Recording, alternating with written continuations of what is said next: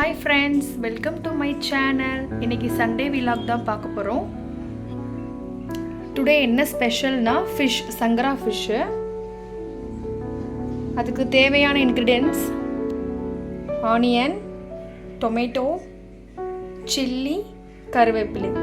இதெல்லாம் தேவையான இன்க்ரீடியன்ட்ஸு. இது தேவையான அளவு புளி கரைச்சி எடுத்துக்கோங்க.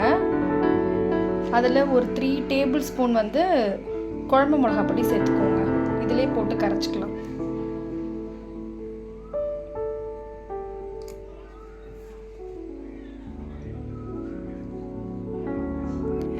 இதில் தேவையான அளவு சால்ட்டும் சேர்த்துக்கோங்க. கொஞ்சமாக சேர்த்துக்கோங்க, அப்புறமா மீன் போடும்போது போட்டுக்கலாம்.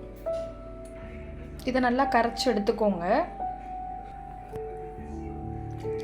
இந்த கட்டி இல்லாமல் நல்லா கரைச்சி எடுத்துக்கோங்க மிளகாப்பொடியை.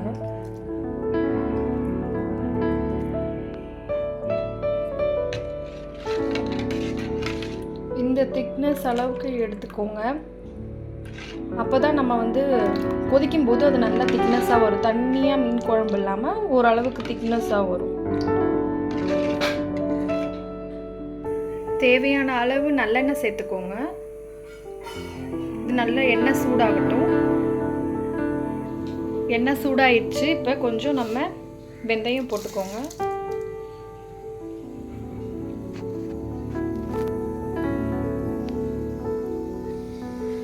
வெந்தயம் நல்லா பொரிஞ்சோன்னே கருவேப்பிலை போட்டுக்கோங்க.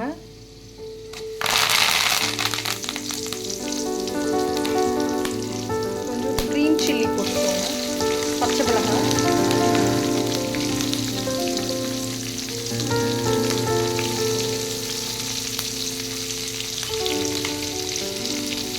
அப்புறம் ஆனியன் சேர்த்துக்கோங்க.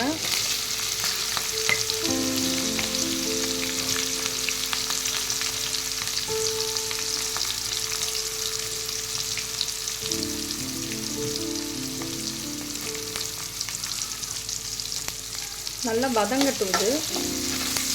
நல்ல ப்ரௌனிஷாக ஆனால் தான் அதோட டேஸ்ட்டே, மீன் குழம்போட டேஸ்ட்டே நமக்கு நல்லாயிருக்கும். நல்ல ப்ரௌனிஷ் ஆகட்டும். அது வரைக்கும் நல்லா ஃப்ரை பண்ணுங்கள்.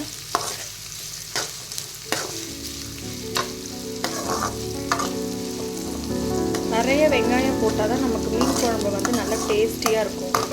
ஸோ நான் 2 பெரிய வெங்காயம் நான் எடுத்திருக்கேன்.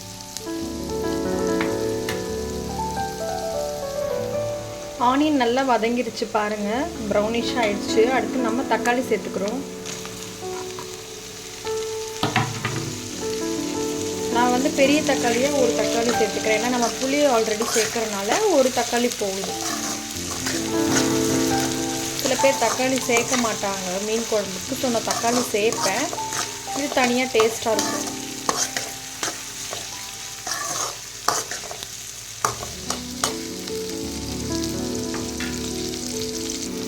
நல்லா வதங்கிடுச்சு. கொஞ்சம் மஞ்சத்தூள் ஆட் பண்ணிக்கலாம். ஏன்னா ஆல்ரெடி குழம்பு மிளகாத்தூளில் மஞ்சத்தூள் ஆட் ஆகிருக்கும். நம்ம கொஞ்சமாக மட்டும் போட்டுக்கலாம்.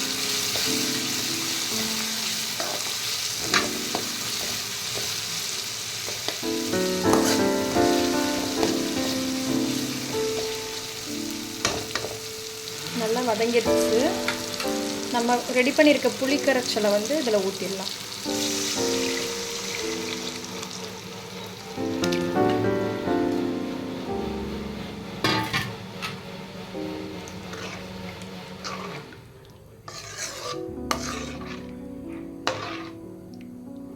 இது நல்லா கொதி வரட்டும். இந்த பச்சை ஸ்மெல்லாம் போகிற வரைக்கும் நல்லா கொதி வரட்டும். நல்லா கொதிக்குது. ப்ளஸ் ஆனால் எண்ணெய் பிரியணும். நல்லா கொதிச்சு எண்ணெய் பிரிஞ்சாதான் நம்ம மீன் போடணும். நல்லா கொதிக்கட்டும். நமக்கு நல்லா பிரிஞ்சு எண்ணெயும் பிரிய ஆரம்பிச்சிருச்சு. இது கரெக்டான டைமு. ஸோ அதில் ஃபிஷ் போட்டுடலாம்.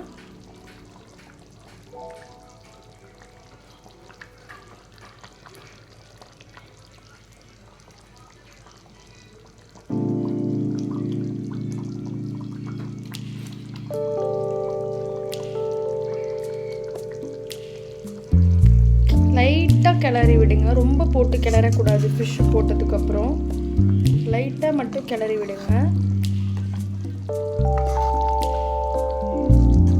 ஸோ நல்லா வெந்து வரட்டும்.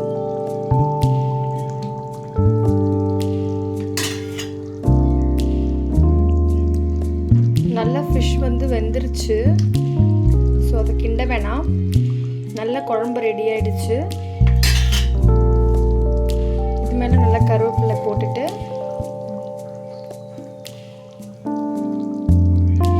ரெடி ஆயிடுச்சு மீன் குழம்பு. சுவையான மீன் குழம்பு ready. Thank you friends. Bye bye.